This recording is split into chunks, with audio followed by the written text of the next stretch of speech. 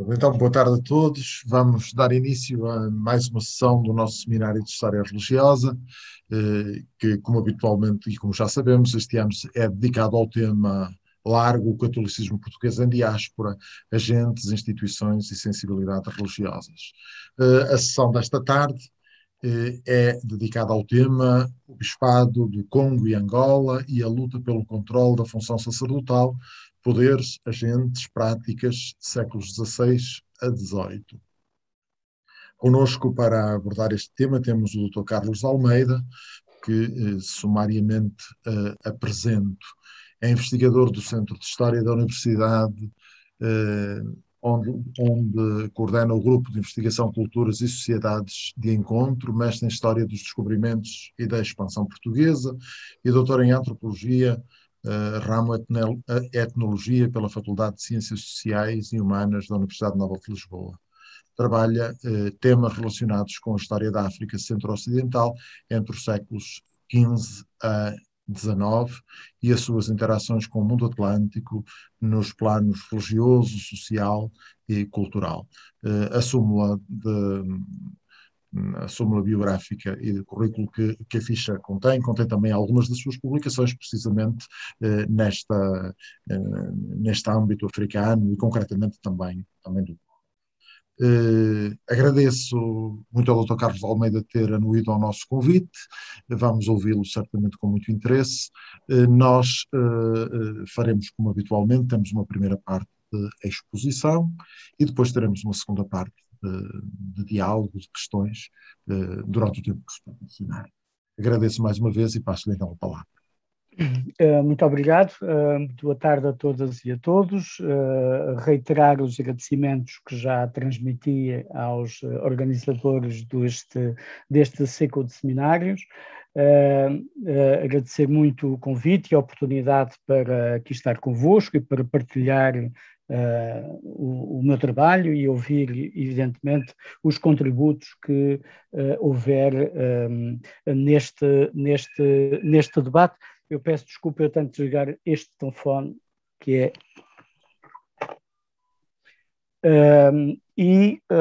portanto, vou passar então a fazer a minha apresentação. Começar a minha apresentação. Deixe-me ver se eu partilho a minha tela. Estão a vê-la, creio eu, já... É visível para todos? Agora sim. Ok, muito bem. Bom, uma pequenina nota. Eu, na verdade, pensei no início esticar um pouco mais a apresentação, eventualmente até o século XVIII. Na verdade, vou ser um pouco mais comedido e vou-me ficar por meados do século XVII.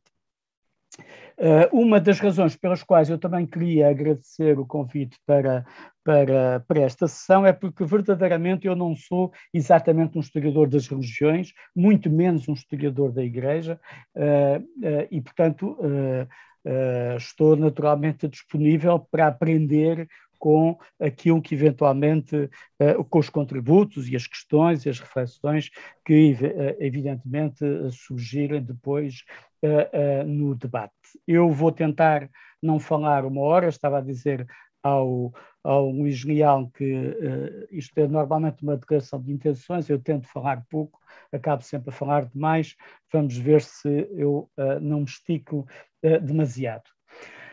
Bom, vamos começar então por situar a região sobre a qual vamos trabalhar e, de preferência, como eu aprendi com os mestres que me ensinaram ou que me introduziram no domínio da história da África, esquecendo o que são as fronteiras contemporâneas, as fronteiras políticas, que são contingentes e muito recentes, e olhar para o espaço e para digamos, o espaço no qual nos vamos situar. Para vos dar duas ou três referências, aqui temos a entrada do rio Congo, aqui temos, algures, a entrada do rio Kwanza, por aqui será perto Luanda, e aqui temos o arquipélago de São Tomé, e são três das referências sobre as quais falaremos ao longo desta apresentação. Por volta de... Deixa-me só, peço desculpa. Como é que isto... Não é aqui... Bom, está bem. Portanto, por volta de... peço desculpa, já me estava aqui a antecipar. Então, na década de 1480, na sequência das viagens de Diocão, portanto, Diocão chega à foz do rio Congo, à majestosa entrada do rio do Congo, que acredita de início tratar-se do ponto de viragem do continente africano, e na sequência dessas viagens, como sabemos, aqui à esquerda no ecrã temos as famosas Pedras de Elala, o ponto onde terão chegado as naus de uma dessas viagens, e na sequência destas viagens nós teremos o batismo do soberano do qual Diogo Cão ouvirá falar logo assim que aqui chegar, portanto, como digo, na década de 1480. Portanto, o batismo do Moene Congo, o Zingankuvo, com o nome de João, o nome do soberano português de então, marca o início de um processo singular que não tem paralelo na costa atlântica do continente africano, de incorporação, apropriação e ressignificação de elementos rituais, conceptuais, simbólicos do cristianismo na vivência destas sociedades. É, como digo, um caso único de uma relação plurissecular que vem até o século XX. Desde essa altura, digamos, toda a aristocracia Congo, ao longo destes praticamente 5 séculos, é batizada e, como digo, expressões rituais e cerimoniais relacionadas com o cristianismo são incorporadas na vivência destas sociedades. Um outro elemento que caracteriza de forma singular esta região é também o facto de nela se situar a colónia europeia mais antiga no continente africano, e estou a falar de Luanda. Luanda, como sabem, é fundada em 1575, ao contrário da generalidade das outras possessões europeias na costa atlântica. Nós não estamos a falar de uma praça fortificada, não estamos a falar de um forte, estamos a falar, de facto, de um assentamento que vai criando raízes, que vai estabelecendo conexões com o seu interland imediato, e onde, a partir do final do século XVI, se fixará uma representação da coroa portuguesa, um governador nomeado pelo rei, que administra os interesses da coroa portuguesa, do Império Português, nesta região. Convirá também ter presente, não apenas por aquilo que se passa ou por aquilo que acontece nesta região, mas também pelo impacto atlântico do que acontece aqui nesta região, que é sensivelmente desta costa, ou seja, a partir sensivelmente do norte, da margem norte do rio Congo até cá abaixo ao sul, para lá de Benguela, que provém cerca de metade ou perto de metade do conjunto da mão de obra escravizada que é transportada para as Américas, em menor medida para a Europa, através do tráfico atlântico de escravizados entre o século XV e o século XIX. Portanto, o que acontece nesta região tem um profundo impacto no Atlântico e na construção do espaço atlântico. É relativamente bem conhecida, digamos, a ação missionária nesta região. Ela é protagonizada por vários por vários institutos religiosos que por aqui passam e que desenvolvem atividade desde o final do século XV, mas há dois em particular que têm uma grande relevância. Por um lado, os jesuítas que chegam a Mbanza-Congo em 1548, numa missão episódica, uma missão de curta duração, chegam a 1548 e abandonam o Congo em 1555, regressam à região depois com Paulo Dias Novaes, fixam-se em Luanda e estarão em Luanda até à extinção da companhia, portanto até 1773. Regressarão ao Mbanza-Congo, entretanto, a partir de Luanda, entre 1620 até 1666, altura em que o espaço político Congo entrará num processo de profunda desagregação e desarticulação interna. Portanto, isto o caso dos jesuítas. Depois, a partir de 1645 e até 1835, teremos os frades menores, os capuchinhos, que na nossa tradição portuguesa designamos como os barbadinhos, e que chegam a esta região na qualidade de missionários da Sagrada Congregação da Propaganda Fide.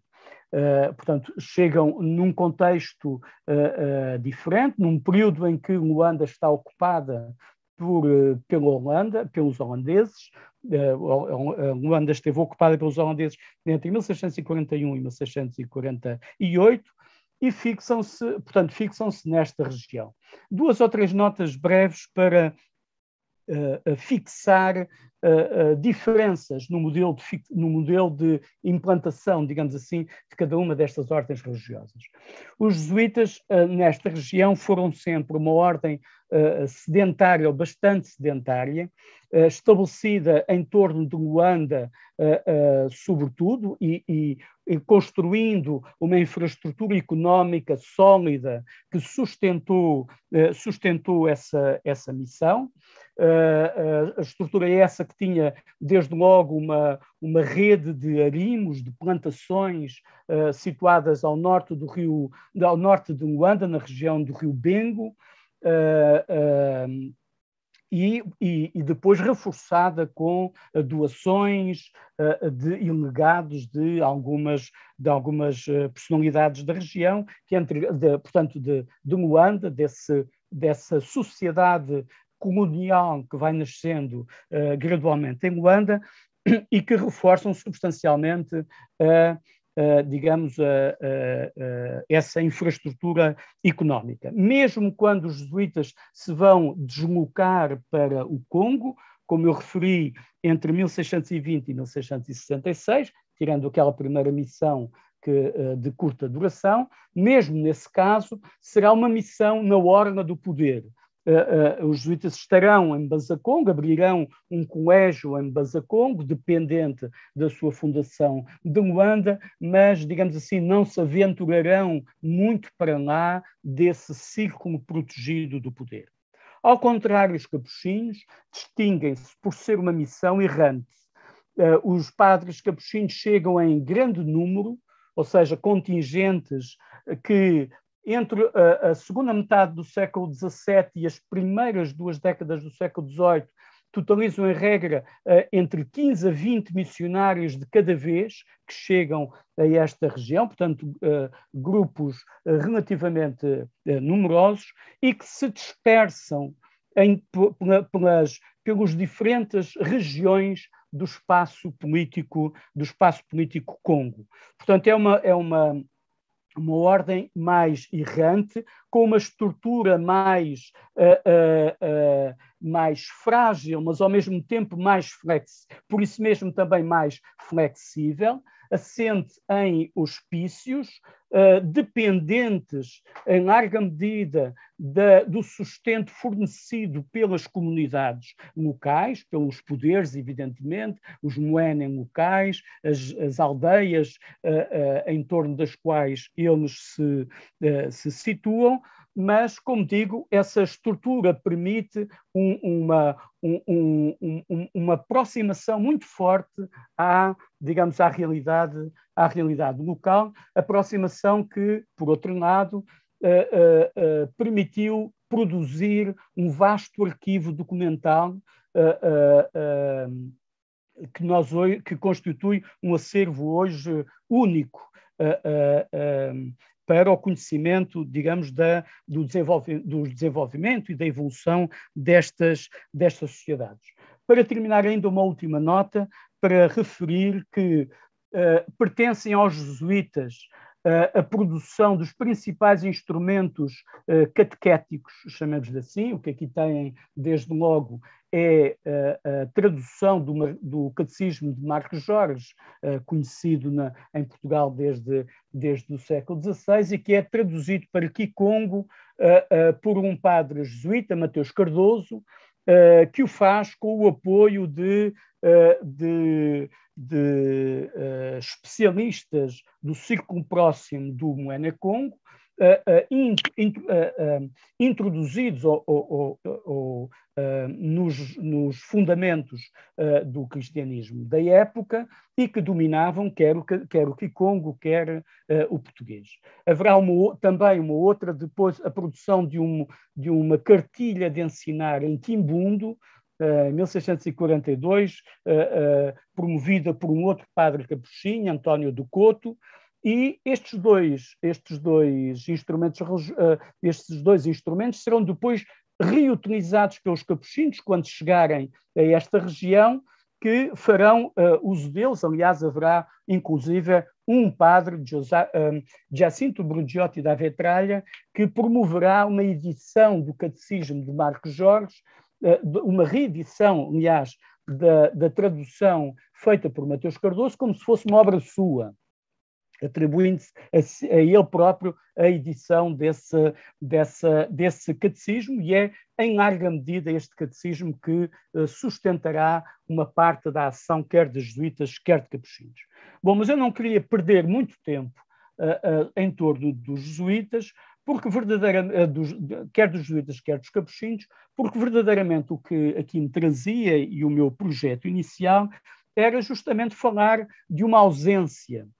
E a ausência é essa escassez, ou muito escassa produção historiográfica sobre aquilo que designamos genericamente como o clero secular.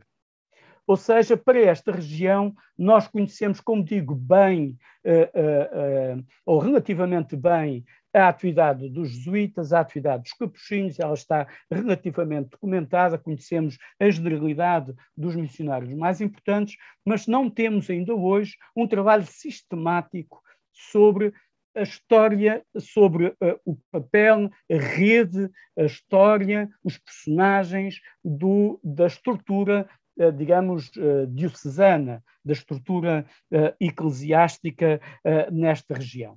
Sabemos, digamos, normalmente a historiografia cita ou referencia a ordenação de um bispo, a ordenação de Henrique, filho de Afonso Mvemba Nzinga, um dos Moena Congo, mais importante, irei falar sobre ele mais adiante, a sua ordenação como bispo de Útica, portanto, a diocese integrada na diocese do Funchal, portanto, uma diocese a expressão em latim agora falta-me, mas em terra de infiéis, é um pouco o sentido dessa expressão. Sabemos que é criado em 20 de maio de 1596 pela bula Spécula a diocese do Congo e Angola, mas temos relativamente, portanto, não temos um estudo sistemático sobre digamos, o papel do clero secular nesta região. E, normalmente, a historiografia tende a pensar a estrutura eclesiástica, ou o desenvolvimento da estrutura dos bispados, em especial no contexto do Império, como uma espécie de extensão dessa estrutura, chamemos-lhe política, da implantação nos diferentes pontos do Império Português e, em última análise, determinada por esses interesses. Sendo certo que isso é verdade, em todo o caso, nesta região em particular, há uma circunstância que coloca um desafio particular. E essa circunstância tem que ver com o facto de termos, em 1596, como referi, a criação de um bispado cuja sede é Mbazacongo.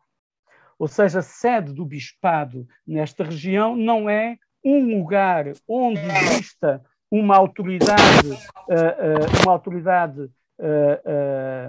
do rei de Portugal, nenhuma autoridade, é uma sede instituída num espaço sobre o qual o rei de Portugal não tem nenhuma espécie de autoridade, digamos, política.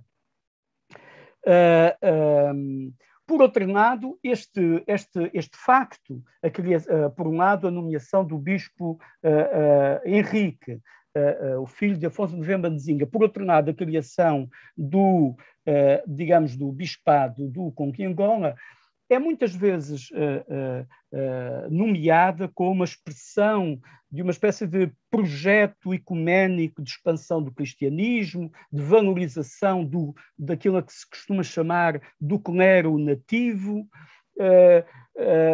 versão essa que é, por outro lado, depois acompanhada por uma crítica aos supostos maus resultados de uma parte deste projeto, que é atribuído ao suposto mau comportamento de muitos clérigos. O facto de boa parte desses clérigos ou desses religiosos se dedicarem ao tráfico de escravizados, manterem relações com mulheres, digamos, da aristocracia de Congo. Críticas, aliás, que eram muito frequentes e recorrentes quando produzidas quer por jesuítas, quer por capuchinhos, quer por outras ordens religiosas. Portanto, esta circunstância, o facto de o bispado ter sido criado com uma sede em Mbazacongo e não, por exemplo, em Luanda, onde já estava implantada, digamos assim, uma colónia portuguesa, cria a oportunidade para nós pensarmos este processo para lá desta circunstância de 1596, da criação do bispado, pensarmos a estrutura eclesiástica e o desenvolvimento portanto, das diferentes dioceses como um espaço para onde conflituam interesses e poderes, que está para lá, digamos, da oposição entre o poder espiritual e o poder temporal. O Atlântico, nós tendemos a olhar para a geografia do Atlântico a partir de África, sobretudo valorizando, como eu, aliás, comecei por notar no início, o peso que a questão do tráfico atlântico de escravizados e que os africanos escravizados terão na constituição desse espaço atlântico. Mas o que eu quero discutir, por outro lado, é a presença do Congo como um agente nesse espaço, um agente com uma agenda própria de interesses, agenda essa que é disputada no terreno diplomático, agenda essa que encontra no cristianismo um veículo de afirmação. E é um pouco sobre... é neste contexto que eu pretendo situar. Por um lado, refletir sobre a circunstância particular como o cristianismo foi incorporado na liturgia do poder nestas sociedades, por um lado. Por outro lado, pensar como os vários atores se situaram relativamente a essa ressignificação, por um lado, e especificamente, em particular, notar o contributo de alguns agentes esses sobre os quais nós conhecemos pouco, mas aquilo que conhecemos sugere que têm uma enorme relevância no desenvolvimento, na natureza dos conflitos que se vão travar nesta região. Eu falei há pouco de Afonso Mvemba Nzinga. Afonso Mvemba Nzinga é o moene que sucede Nzinga Nkuvo, ele é filho de Mvemba Nzinga e, digamos, é provavelmente o moene mais importante, não apenas, quer dizer, é o mais importante até do ponto de vista da refundação, de uma certa refundação do espaço político Congo. O seu processo de assunção do título é turbulento, como sucedia sempre que o título de Moene vagava. Portanto, havia sempre um período de disputa pelo poder. As fontes da época, especialmente, em particular as suas cartas, que chegam a Lisboa ao longo de toda a primeira metade do século XVI, refletem um conflito com um dos seus irmãos, Mpanzu Nzinga, que é representada na figura de um soberano cristão disputando o poder com um pretendente pagão, digamos assim. Essa disputa é marcada por um acontecimento, vamos chamar assim, da ordem do outro mundo.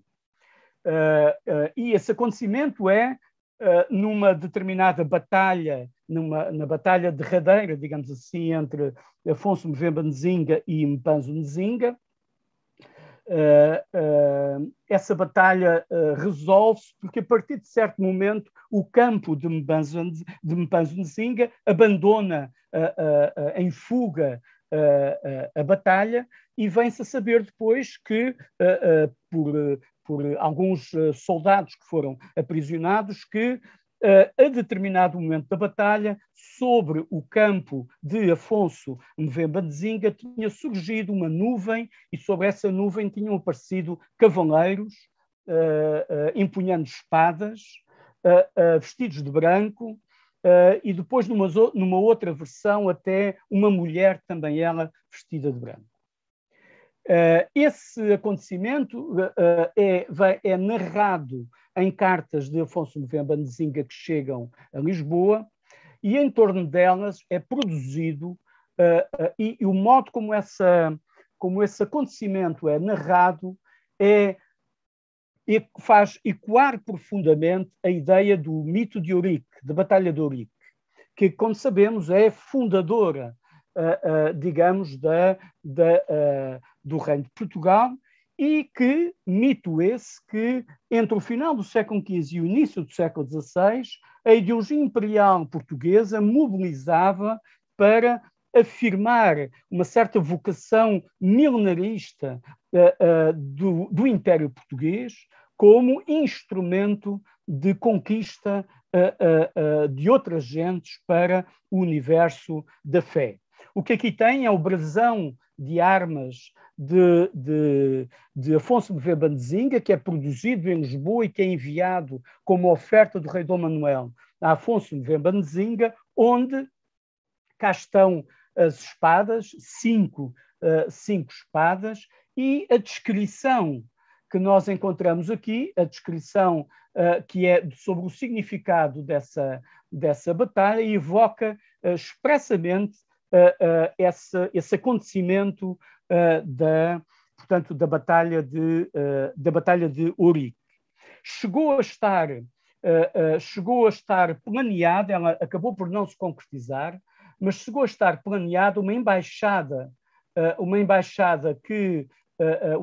do rei de Portugal ao Papa, que seria onde participaria Henrique, o filho de Afonso Mbemba Nzinga, que na altura estava em Lisboa a estudar, e que iria supostamente, perdão, eu aqui antecipei-me, agora ainda me antecipei mais, e que iria supostamente produzir, digamos, uma declaração de confirmação da cristandade do Congo junto do Papa. Essa embaixada não chegou a concretizar-se, mas sabemos que em 1518 ele é designado com o patrocínio do rei de Portugal, bispo da diocese de Útica, in partibus infidelium, agora sim acertei com a expressão, na dependência do Funchal, portanto, da diocese do Funchal. Ele regressou a Mbazaconga em 1521, morreu uns anos depois. Nós sabemos muito pouco sobre o que é que terá acontecido neste regresso de Henrique. Sabemos que ele terá ocupado uma posição de prestígio, porque temos notícia que Afonso Mbemba Nzinga lhe terá atribuído para seu sustento o governo de uma região central, Mpango, nesse espaço político Congo, mas sabemos pouco mais, para além de que, presumivelmente, a sua esfera de influência não terá ido muito além de Mbazaconga.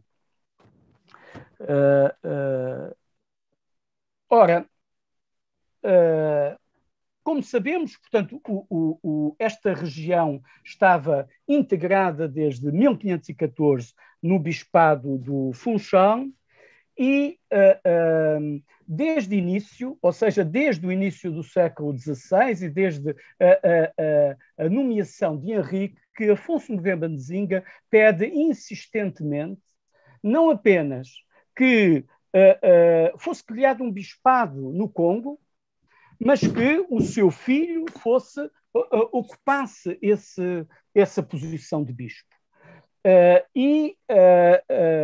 No final, na segunda metade da década de 1520, já quando Henrique aparentemente está doente, ele refere-o numa carta, que é esta que aqui têm, ele pede que seja ordenado um outro filho que ele tinha também a estudar em Lisboa e que porventura ele fosse também nomeado bispo para suprir essa morte que aparentemente se anunciava de Henrique. Ora, a verdade é que a situação, as circunstâncias que tinham promovido a nomeação de Henrique como padre, como bispo de Útica, tinham-se alterado de forma substancial. E a verdade é que o pedido de Afonso Mbemba Nzinga cai no silêncio, não tem resposta por parte do rei de Portugal e o que nós iremos assistir é, em 1534, ao desdobramento da diocese do Funchal em várias dioceses, entre elas a de São Tomé, que passará então a ser a diocese sobre a qual o Congo estará na dependência. Ou seja, se por um lado a criação de uma diocese em São Tomé podia, na aparência, responder às pretensões de Afonso Mbemba Nzinga de ter um bispado próximo, ou, em última análise, no seu espaço, mas mais próximo e não digamos, em Lisboa. Por outro lado, esta decisão vem frustrar as suas expectativas, porque, em última análise, esta a criação da Diocese de São Tomé reforça a presença da administração régia, a presença do rei de Portugal, mas também, importa sublinhar, dos privilégios que estavam atribuídos aos moradores de São Tomé para o comércio com a costa africana, incluindo nesta região do Congo. Já nesta altura, portanto, década de 1520, 1530, uma parte dos portugueses que estão em Banza-Congo e que estão envolvidos no comércio e em alguns casos, ultrapassando os limites impostos por Afonso Movember Nzinga para a sua atividade, eram moradores de São Tomé ou tinham interesses em São Tomé e, portanto, a somar a esses conflitos que começavam a surgir, colocava-se agora também este outro. Tanto assim que a diocese, portanto, o bispo de São Tomé nunca irá a Mbazacongo, mas nomeará um bispo, digamos, um vigário-geral, Dom João Batista, que irá a Mbazacongo e sobre o qual se abrirá um sério conflito, não já, desde logo, primeiro com Afonso Movember Nzinga, mas depois com o seu sucessor, Diogo. Ora, esse conflito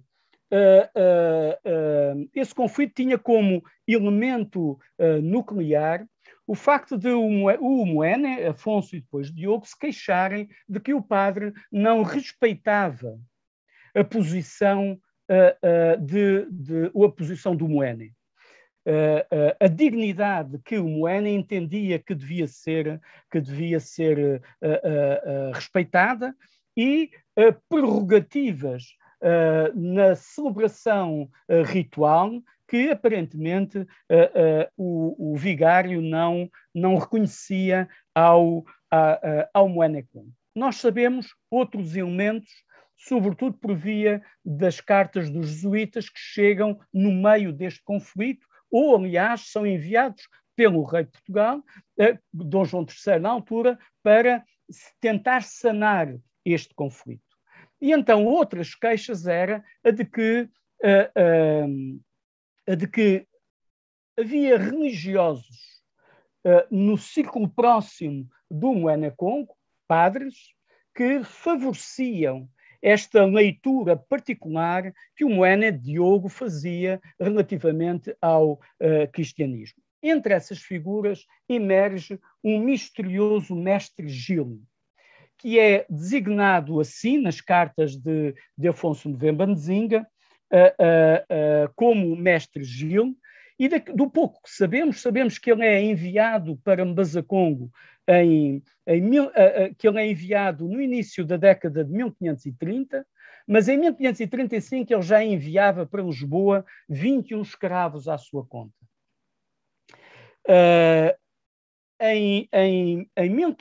Nesse mesmo ano, ele já tinha suficiente influência junto de Afonso Movember Nzinga para pedir-lhe que intercedesse junto do rei de Portugal para financiar os estudos de um sobrinho seu em Paris. Ora, esta personagem, este mestre Gil, era aparentemente alguém sobre o qual corriam muitas acusações na estrutura, na hierarquia eclesiástica, junto do bispo de São Tomé. Acusava-se de que ele celebrava durante a noite, a despropósito, que ele celebrava durante a guerra a qualquer momento que o Moene assim o pedisse,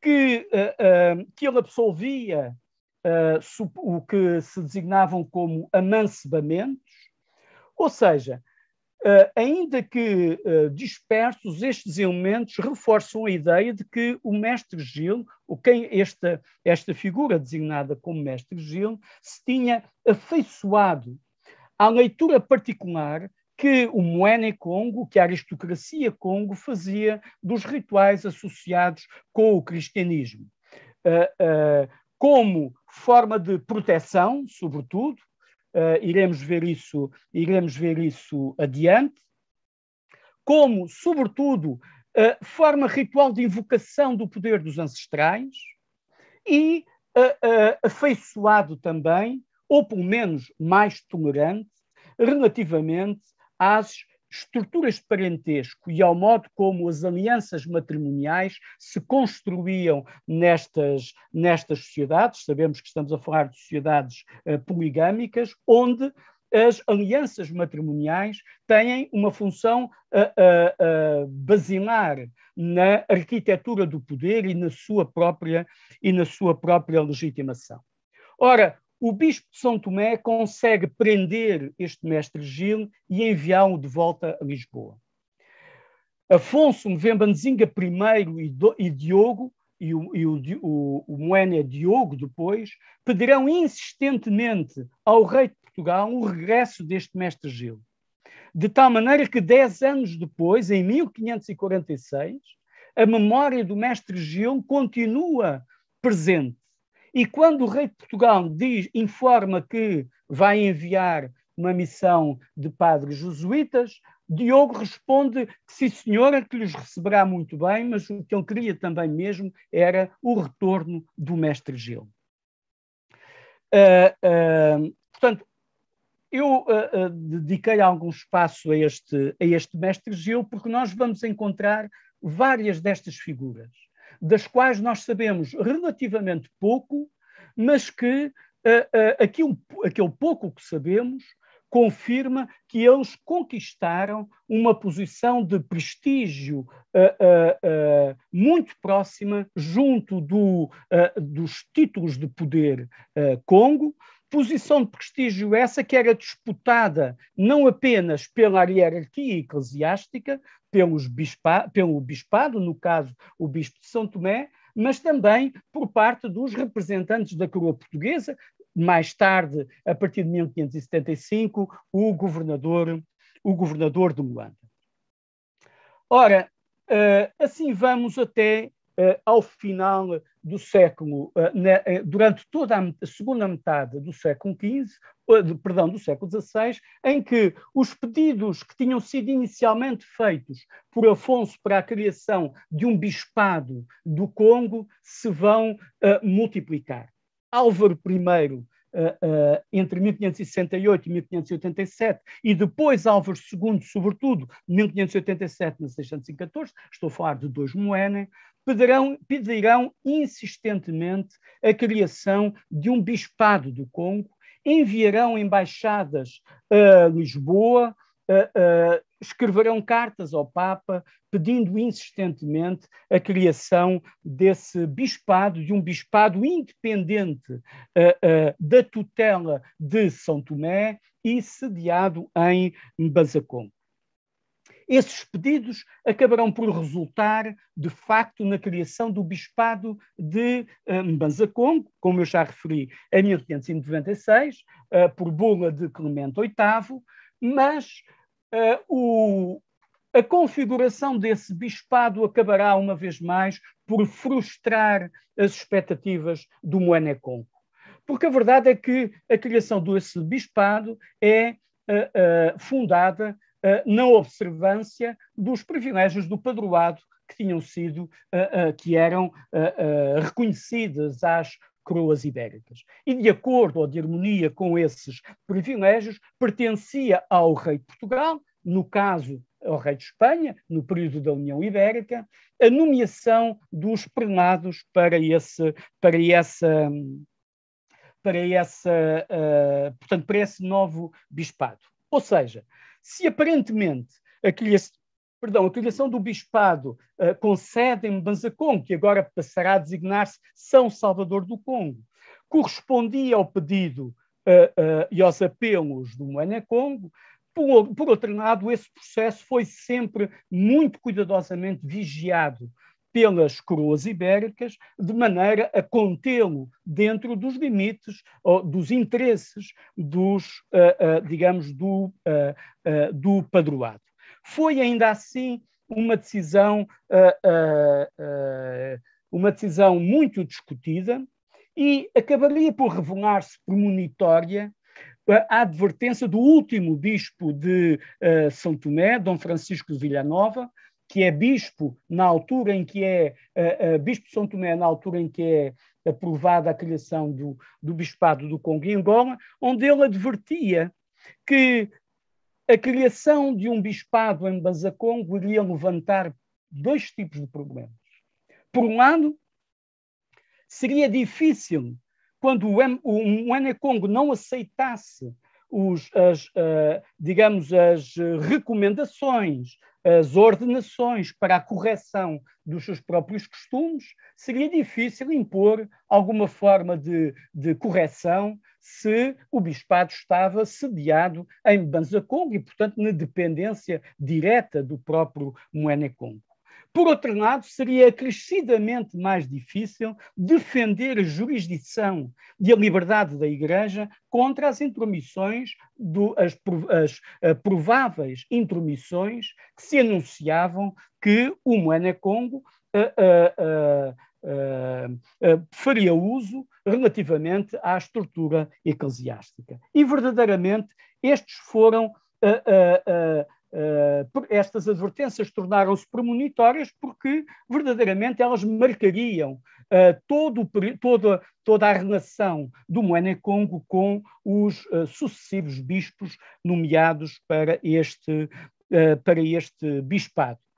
O que se desenrola a partir daqui é uma relação permanentemente tensa, desde logo não apenas portanto, uma relação tensa que reproduz aqueles dados que nós já tínhamos enunciado ou que já tínhamos encontrado naquela espécie de oposição entre o Dom João Batista e o mestre Gil. Ou seja, os Mwené acusam sistematicamente o bispo do Congo e de Angola de não respeitarem a sua própria dignidade, recusando-lhe até o título de majestade, de insistir em que o seu trono deveria estar mais elevado do que o trono do Mwené-Congo, imporem ao Mwené que não pudesse usar o mpu, a insígnia de poder, um barrete de ráfia, que era uma insígnia de poder central, que ela não a pudesse usar dentro da igreja ou durante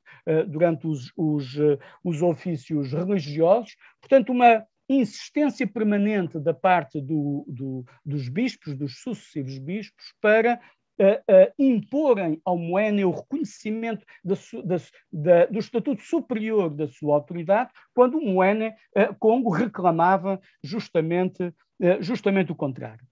Ora, é neste contexto que vai chegar a Roma, por volta de 1608, um embaixador do Mwené-Congo, António Manuel Nevunda é o título dele, esta figura que aqui tem, que está no batistério de Santa Maria, portanto, na sacristia de Santa Maria Maggiore, e que se estima seja uma das primeiras representações escultóricas na arte europeia de uma figura histórica centro-africana documentada, que chegou, portanto, como digo, chegou a Roma em 1608. Na verdade, ele tinha começado a viagem muito antes, ele começou a viagem uns 4 anos antes, só que essa viagem foi tormentosa, ele passou por Lisboa. Em Lisboa, procurou-se protelar a sua partida para Roma, multiplicaram-se os obstáculos para o impedir de viajar até Roma. Ele finalmente consegue chegar a Madrid, e a Madrid é auxiliado por um padre carmelita descalço, Diego de la Encarnación, que tinha estado em Mbanza-Congo na década de 1580 e que o acompanha então para Roma. O que é que ele vem fazer a Roma? O que ele vem fazer a Roma é isto que aqui vem.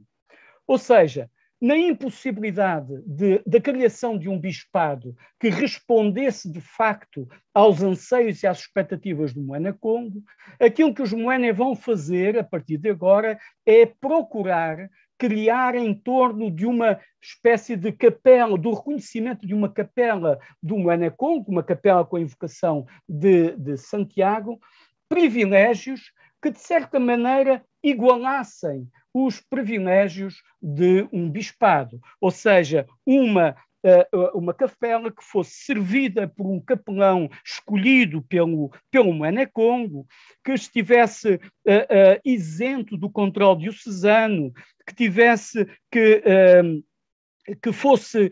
tivesse a proteção direta do Papa, ou seja, que dependesse diretamente do Papa, que pudesse defender o Moena Congo da autoridade dos bispos. Portanto, na impossibilidade de criar um bispado que respondesse às suas expectativas, o que se procura é contornar esse obstáculo, procurando, junto do Papa, criar uma estrutura alternativa que resolvesse o mesmo problema. E qual era esse problema? O problema era o de ter junto de si especialistas iniciados na leitura particular que o Congo fazia dos rituais do cristianismo. E, juntamente, pedia-se que fosse nomeado o então confessor de Álvaro II, Diogo Rodrigues Pestana. E cá temos um outro personagem. Diogo Rodrigues Pestana, também sabemos muito pouco dele. Sabemos que chegou a Mbanza Congo cerca de 1590, aparentemente seria mestiço, é acusado, insistentemente acusado pelo governador de Luanda de ser contrário aos interesses dos portugueses, e ele acabará mais tarde por ser preso e enviado para Lisboa como o mestre Gil. A verdade é que era para Diogo Rodrigues Pestana que o Moena e Álvares II procurava obter os privilégios que lhe permitissem isentar-se da tutela do bispado e criar uma estrutura paralela a esse bispado. Ora, o Papa não responde a estas expectativas, elogia muito a fé e portanto, a entrega do Congo ao cristianismo, mas, na verdade, não responde a esta expectativa, reconhece a capela, sim, mas não lhe atribui os privilégios que o Moena procurava obter. Ora, digamos, esta reivindicação, este anseio, continuará a ser promovido por sucessivos Moenas. Álvaro III logo a seguir, 1615-1622, e depois Pedro II, 1622-1624, que repetem o pedido para a nomeação de um bispo, que seja ele próprio a nomear o bispo, que o bispo não seja português, que ele dependa diretamente do Papa e que não tenha nenhuma relação com nenhum vínculo, nenhuma tutela com o rei de Portugal. A diferença é que, a partir de Álvaro III e depois com Pedro II, a figura para a qual se pede a nomeação, é agora não já para este Diogo Rodrigues Pestana, mas para uma outra figura, Brás Correia, este aparentemente um português que viajou para o Congo muito cedo, que falava fluentemente Kikongo e que chegou a integrar o conselho, digamos, a estrutura principal de aconselhamento do poder do Moena Congo, e que, aliás, foi ele que ordenou a investidura de Pedro II juntamente com o Kitome. O Kitome era o oficiante dos poderes do outro mundo, o padre aqui, nesta região, não é o único especialista na convocação do poder dos espíritos, dos poderes do outro mundo. Há outros especialistas com os quais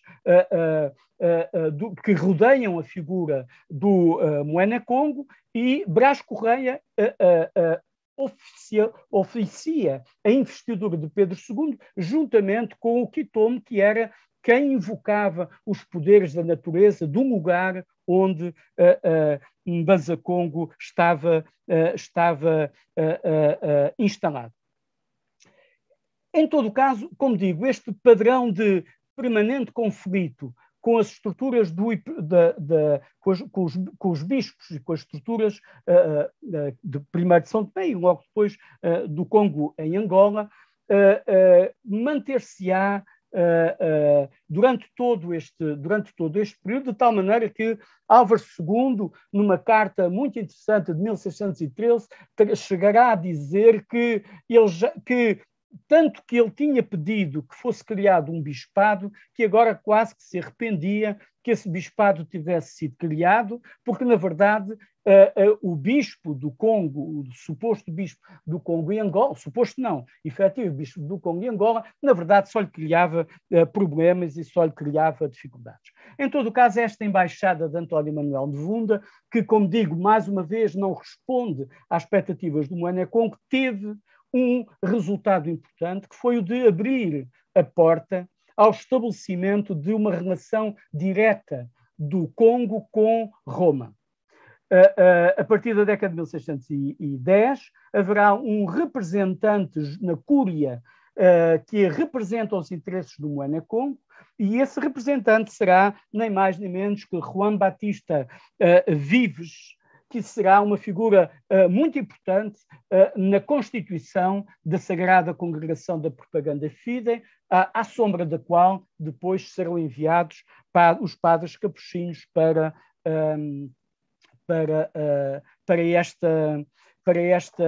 esta região. Bom, dizer então que ao longo de todo este período, que vai desde a criação do Bispado do Congo e Angola em 1596 até ao final da primeira metade do século XVII, portanto até à ocupação de Luanda pelos holandeses, praticamente o bispo nunca residirá em Luanda, portanto, nunca residirá em Mbanza Congo, ele estará sempre, quase sempre em Luanda, e será Francisco do Sobral, o último bispo entre 1628 e 1643, portanto, até a este período, até a ocupação holandesa de Luanda, será Francisco do Sobral que institucionalizará a deslocação da sede do bispado para Luanda, portanto, movendo ou consolidando um movimento que já se tinha dado praticamente desde o início. Nenhum dos bispos nomeados como bispo do Congo e Angola verdadeiramente esteve alguma vez em Mbanza Congo.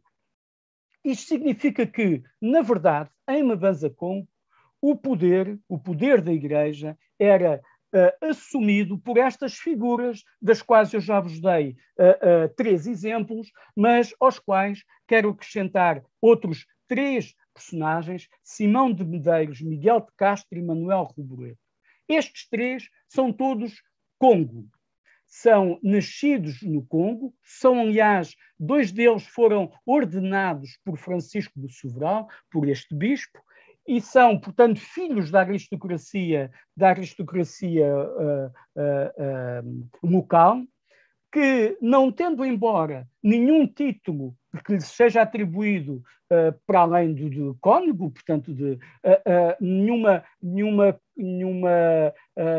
título, nenhum estatuto particular, serão, na verdade, eles que assumirão a representação da Igreja, repito, a representação da Igreja na leitura particular que o Moene Congo fazia da sua função. Eu acho que já estou a chegar ao fim do meu tempo, mas vou tentar então abreviar. E assim será Depois, ou seja, entretanto, temos a ocupação de Luanda, temos o conflito entre Lisboa e Roma em torno do reconhecimento da dinastia de Bragança, e só teremos um bispo nomeado em 1670. E esqueci-me há pouco, portanto, além do Simão de Medeiros e do Miguel de Castro, queria referir em particular Manuel Reboredo, e por isso é que eu pus aqui esta foto, que é da igreja de Nossa Senhora da Nazaré, em Luanda, uma igreja erigida em meados do século XVII por André Vidal de Negreiros, o governador de Luanda, e que é uma igreja com um grande simbolismo, porque nesta igreja foi enterrada a cabeça de António, o Moene Congo, que é derrotado por um exército português em 1665. A cabeça dele é passeada pelas ruas de Luanda, e a cabeça dele é enterrada aqui nesta igreja. E nessa batalha portanto, que culmina um processo de hostilidade crescente, em que o governador de Luanda acusava o Moene de favorecer os interesses holandeses, essa batalha, como digo, salva-se por uma derrota do exército do Congo, e, portanto, a cabeça dele é enterrada aqui. Nessa batalha morre Manuel Reboredo. Manuel Reboredo era um outro religioso, filho da aristocracia local, que teve um papel muito importante na integração dos capuchinhos no mundo Congo. Ele, aliás, chegou a ser ordenado como frade menor, com estatuto menor, na própria ordem dos capuchinhos, mas quando se dá este conflito entre o governador de Luanda e o Moene Congo, ele assume claramente a posição de António, o Moene, e morre na batalha ao lado do seu Moene. E a verdade é que, com o deslocamento que nós temos da sede do bispado, o que vai acontecer, tanto quanto nós conseguimos perceber pela documentação, é que a maior parte do clero secular se fixa, de facto, na orla do rio Kwanza, ou seja, na região de Luanda e do Interlande de Luanda, praticamente abandonando o espaço político Congo, que fica entregue, por um lado, aos capuchinhos, por outro lado, a estas figuras ordenadas, religiosos, mas, na verdade, de certo modo, agindo por conta própria, ou, de alguma maneira, sendo sempre muito criticados, muito mal vistos, até pelos próprios capuchinhos. Quando, no final, na viragem, nos primeiros anos do século XVIII, surgir aqui o movimento profético protagonizado por uma mulher, Beatriz Quimpavita, que afirmará que Santo António encarnou nela e que ela tem uma mensagem salvífica para o Congo, aqui não haverá, só estará um padre. Luís de Mendonça será o único padre em toda esta vasta região entre o norte do Rio Congo e, perdão, o que é que aconteceu agora aqui? Entre o norte do Rio Congo e o rio Kwanza. Ora, eu referi várias vezes as questões relacionadas com a interpretação particular que se fazia nesta região sobre o cristianismo. O Mpu Barrete, que eu referi há pouco, é este que aqui está. Eu vou dar 3 exemplos do modo como essa interpretação era feita. A primeira diz respeito ao batismo. O que aqui tem em cima, neste excerto, é uma passagem do tal Catecismo de Marcos Jorge, que é traduzido para Kikongo, onde a palavra batismo é traduzido pela expressão Kudiamunguaku. Esta tradução está documentada, este catecismo, como eu vos referi, é de 1624, mas esta tradução está documentada desde meados do século XVI. Já os jesuítas, quando aqui chegaram em 1548, notavam que o batismo era designado por esta expressão. E em meio do século XVIII, ela continuará a ser usada. Esta expressão significa, literalmente, comer o sal. E os padres, aliás, queixavam-se que as pessoas que vinham ao batismo e que acorriam ao batismo só queriam comer o sal. Aliás, havia advertências aos padres, aos missionários, que tivessem muita atenção para que não deixassem as pessoas fugir depois do ritual do comer o sal, porque do sal era a única coisa que as pessoas queriam do batismo. Ora, o sal era um ingrediente nos rituais de proteção. As mulheres traziam as crianças e ofereciam nos caminhos as crianças ao batismo, justamente porque o batismo se apresentava como uma nova expressão ritual de proteção contra o mal, no sentido, ou se quiserem, de proteção contra o infortúnio, contra a infelicidade. O infortúnio pode ser guerra, pode ser infertilidade, pode ser fome, pode ser conflitos que deslacem o tecido social, pode ser inúmeras coisas. Mas o batismo é claramente o ritual do cristianismo que é apropriado de forma massiva, de forma popular, diríamos nós, por estas sociedades. Temos descrições, como digo, de missionários que vão pelos caminhos, que representam sempre por caminhos desertos, por ermos, no meio de feras, de animais selvagens, etc., e que, que eram assaltados nos caminhos por mulheres que traziam as crianças para serem batizadas. Por outro lado, eu já vos referi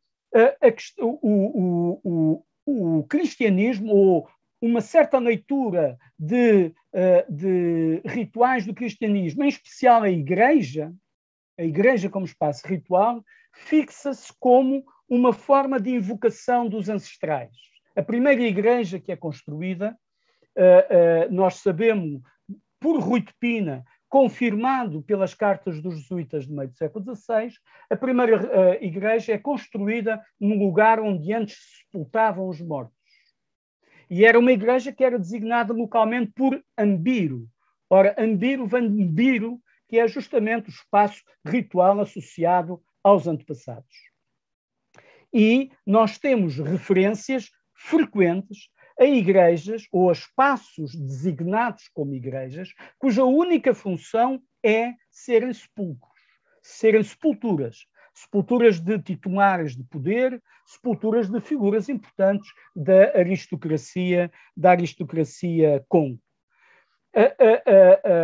Finalmente, o envolvimento ritual da figura do Moena Congo. O Moena Congo rodeava-se, como eu referi, de vários especialistas, de várias figuras a quem se reconhecia poder para convocar as forças do outro mundo.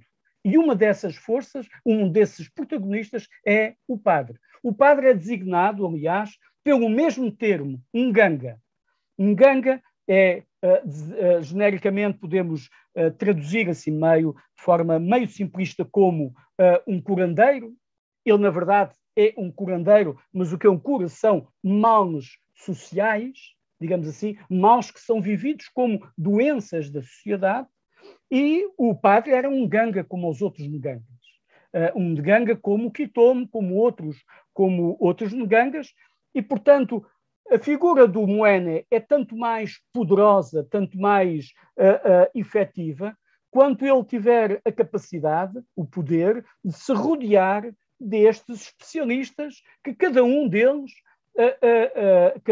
reclama uma autoridade particular na convocação dessas forças do outro mundo. O que se passa é que, e já estou a caminhar para o fim, o que se passa é que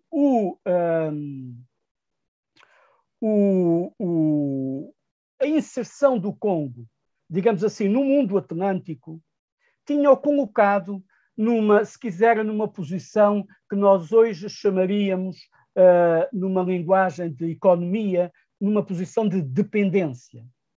Quando os portugueses aqui chegam, os portugueses trazem duas ferramentas que se configuram como centrais para o reforço da posição do Moena Congo. A primeira é a escrita, a segunda é o cristianismo, ou a leitura que o Congo passou a fazer do cristianismo. Ora, a escrita é resolvida rapidamente. Os Moena enviam filhos, a aristocracia envia filhos para Lisboa. A partir de certa altura, eles são até formados no colégio dos jesuítas em Banzacongo, e, portanto, nós temos a constituição de um corpo de secretários, de diplomatas, até, e temos a constituição de um arquivo. Nós temos referências ou nas cartas, muitas vezes nas cartas dos Moena Congo, e temos um larguíssimo arquivo de cartas, muitas vezes essas cartas fazem referência e transcrevem cartas de outros Moena a muita distância, de muitos anos antes. O que significa que existirá um arquivo dessa correspondência. Portanto, o Moena controla essa tecnologia.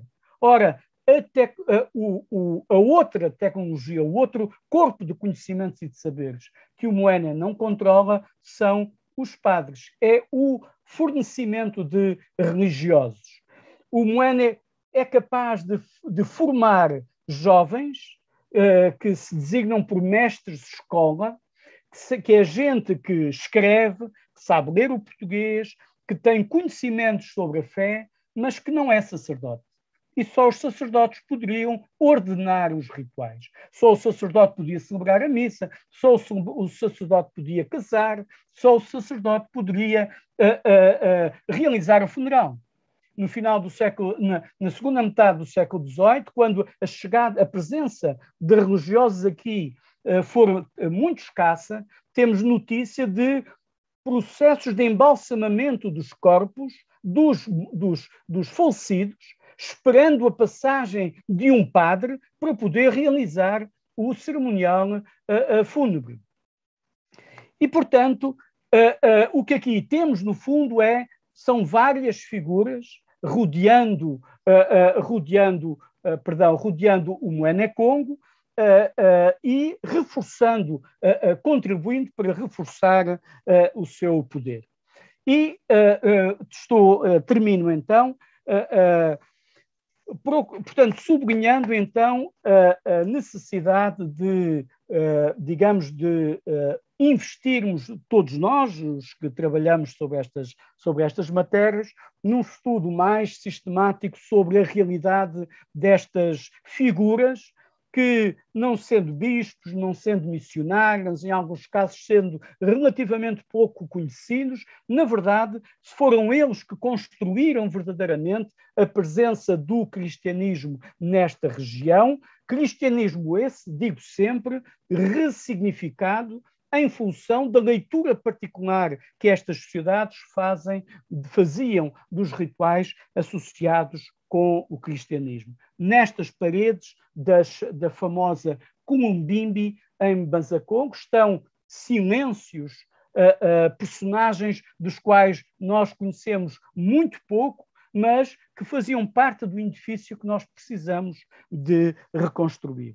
Como habitual, eu prometo sempre que falo pouco, eu falei demais, peço imensa desculpa, espero não ter sido demasiado enfadonho e estou evidentemente disponível para as perguntas e questões que queiram colocar. Obrigado, pelo contrário, gostamos muito e certamente podemos também colher devidamente aquilo que nos foi transmitido.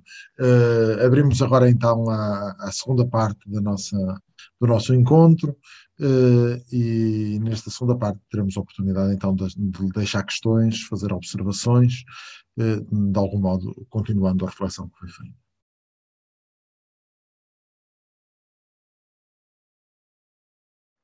Obrigado. O nosso tempo aproxima-se do fim. Creio que agora será o momento de concluirmos. Espero não cortar a palavra a alguém que ainda quisesse intervir, mas de facto temos como compromisso terminar habitualmente pelas 8 horas e o nosso tempo está-se de facto a esgotar. Eu queria agradecer muito a intervenção, a reflexão partilhada connosco e também o diálogo que se foi aqui entabulando entre todos no seguimento da intervenção. Queria ainda anunciar a nossa próxima sessão. Como já tinha dito na sessão anterior, nós no mês de outubro, excepcionalmente, temos duas sessões. Esta que decorreu hoje e teremos uma outra no dia 18 de outubro, à altura em que nos deslocaremos de África para o Brasil. No nosso seminário teremos um tema alusivo ao Brasil, concretamente edificar a Igreja no Brasil, um estudo da ação governativa dos bispos de Olinda, Bahia e Rio de Janeiro. A orientação desta sessão de seminário estará a cargo de Diana Ferreira Mendes, da Universidade Federal do Oeste da Bahia. Como habitualmente, a sessão, entretanto, será divulgada e teremos a oportunidade de nos inscrever e receber as coordenadas para participar online, como na sessão anterior. Agradeço uma vez mais a intervenção, agradeço a participação de todos e desejo uma muito boa noite para todos.